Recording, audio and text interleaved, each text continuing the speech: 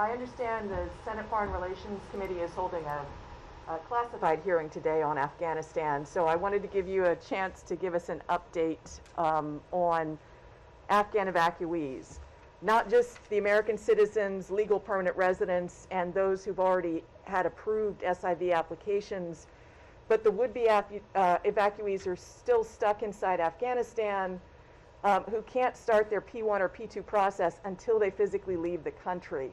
I've spoken to a number of volunteer groups. They've manifested entire plane loads of people, but they can't find third countries willing to take those people. And those third countries, according to diplomatic go-betweens, have said the State Department has actively discouraged them from taking these Afghans. So I want to hear your take on that, and do you encourage other countries to allow these people in so that they can be processed? So, Kim, first, to take a step back, you heard from us during the course of the U.S. government evacuation prior to August 31st and the end of the U.S. military mission that our commitment to American citizens who chose to remain behind or who were not able to leave at that time, to lawful permanent residents, to Afghans to whom we have a special commitment, would be enduring. And I think over the past several months, you have seen us make good on that pledge. When it comes to U.S. citizens and lawful permanent residents, we have directly relocated nearly 1,000. And that's all great news, but I'm still talking to groups who have thousands of people manifested who've gone through the preliminary State Department okay, that they didn't have any red flags, and they can't move them off the X still. And they say when they reach out to the State Department, they get silence. Kim, I think what you may be hearing, first of all, to be very clear, we are in many different ways supporting the Afghan people. We are supporting the Afghan people and their humanitarian needs, and we have continued to lead the world in doing so. That's great, but that's not getting P1 and P2 people out to start their applications going. That's right, and what I can say is that it is an environment in which the U.S. government is not in a position to operate. We don't have an on-the-ground presence, so we are not in a position to undertake the same sort of operations that we were doing prior to August 31st. As you know, we have an entire office here, the so-called CARE team, whose mission it is to work with a number of stakeholders, including private groups, working with them, doing all we can to support their efforts, working in turn with third countries, many of whom, and more than 24 of whom during the evacuation and the weeks after showed extraordinary generosity in hosting Afghans, and many of these countries are still hosting Afghans who were relocated. That is something we continue to support.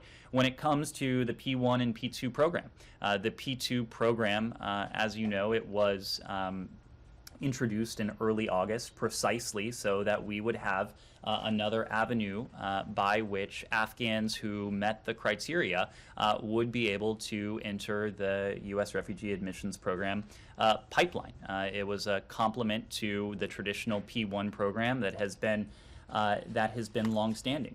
It is also the case, Kim, for a number of reasons, that these programs we have always known would be useful, would be complementary to our broader efforts, but these are programs that this administration has had essentially to build up from, not quite from scratch, but programs that were decimated over the past 4 years. You've eloquently explained the backlog and that these are things that have just started.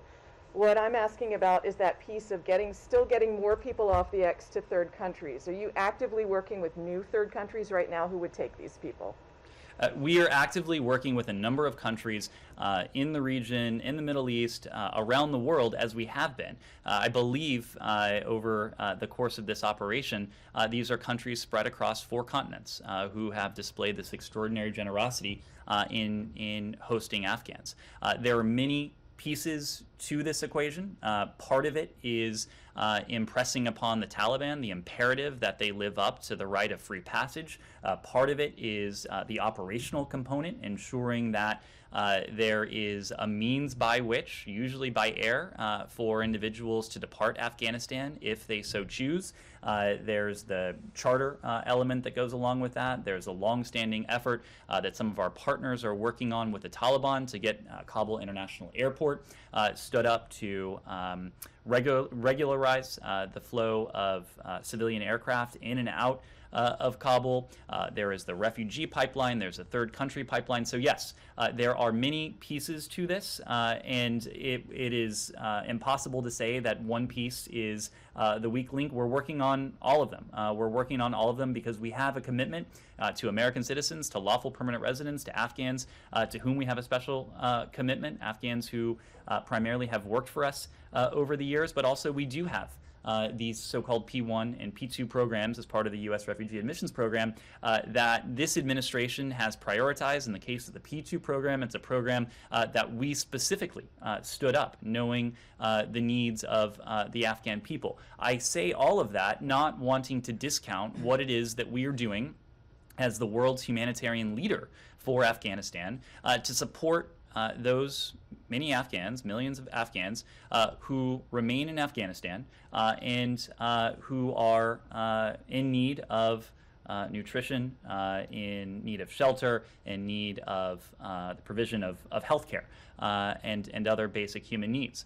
Those Afghans are Afghans who are also benefiting from the generosity of the American people, but who are also benefiting from our leadership on the world stage, encouraging countries around the world to raise their ambition when it comes to humanitarian donations, when it comes to what they are doing on behalf of the Afghan people on a financial basis, but also on a political basis, to make very clear to the Taliban that there needs to be unhindered humanitarian aid and access, that they need to respect the basic human rights of the Afghan people, and they also need to respect the commitment they have made, to your point, to allow safe passage and freedom of movement for Afghans who do wish to leave the country.